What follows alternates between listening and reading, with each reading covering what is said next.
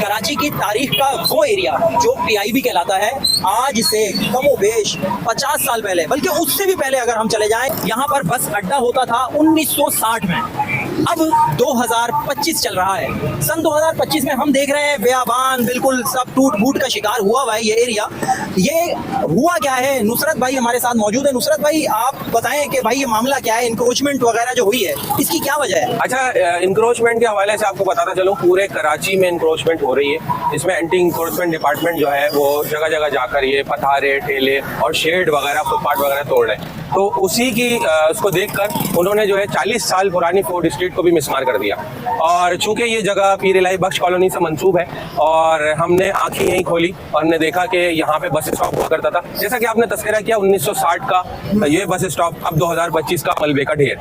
तो मलबे का ढेर कैसे बना? अभी थोड़े दिन पहले, तकरीबन 5 से 6 दिन पहले ये कार्रवाई हुई है। पूरे पीआईबी कॉलोनी के फुटपाथ तोड़े गए, गली कूचों में तक गए हैं, वहाँ के फुटपाथ तोड़े गए हैं, वहाँ के पूरे जितने शेड निकले हुए थे उनको तोड़ा गया है। पूछा जा रहा है भाई ये क्या कर रहे हैं आप? तो उन्होंने कहा भाई हम कराची को क्लीन कर रहे हैं, साफ कर रहे हैं। तो ये काफी सालों पहले हो जाना चाहिए था और अब हो रहा है ये काम। तो 40 साल पुरानी आपकी ये तमाम ठेले, फतारे, स्टॉल, जिसको आप कहते थे कि ये फूड स्ट्रीट है, उसको तबाह कर दिया गया। चले देर आए दुरुस्त आए, मगर नुसरत भाई उन लोगों का क्या होगा जो यहाँ पर रोजगार कमा रहे थे, छोटी छोटी दुकान लिए, रोजाना का भत्ता भी दे रहे थे? जी जी। तो क्या हुआ है उन लोगों? तो वो बेचारे बेरोजगार हो चुके हैं, छोटे छोटे स्टॉल लगाते थे और अपने घर का रोटी माश किया करते थे।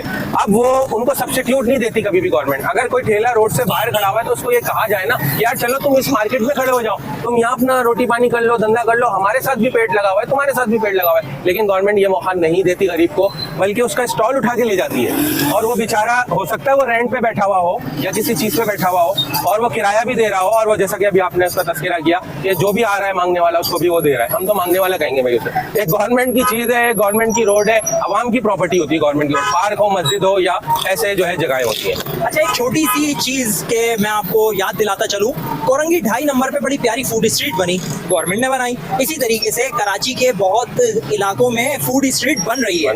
तो हर जगह के जो गवर्नमेंट के कुछ महकमे हैं जो छोटे छोटे इलाकों में डिवाइड हुए हुए हैं, उन लोगों को चाहिए कि जैसे कि कोरंगी में हुआ, लांडी में हुआ, या बंस रोड वाली साइड पे पीपल्स स्क्वायर बनाया गया, बहुत प्यारा फूड स्ट्रीट एरिया बनाया गया। ऐसे ही जहां जहां ये इंक्रोचमेंट हो रही है ना, उनके लिए कोई नेमो बदल पहले सोचें। लेकिन इसके लिए एक मास्टर प्लान बनाया जाए ना कहा भाई। उसके लिए पहले स्ट्रेटेजी होती है कि भाई ये जगह तोड़ने आ रहे हैं, आपके पास 2 महीने, आप यहाँ पे शिफ्ट हो जाए। वो वहाँ पे आराम से शिफ्ट हो जाएंगे और वो फिर इसको तोड़ के जो भी बना चाह रहे, पार्क बनाए या जो भी चीज बना चाहे, पब्लिक प्लेस। हम उनको भी सपोर्ट नहीं करेंगे जिन्होंने कब्जा किया हुआ था, हाँ। और हम गवर्नमेंट को भी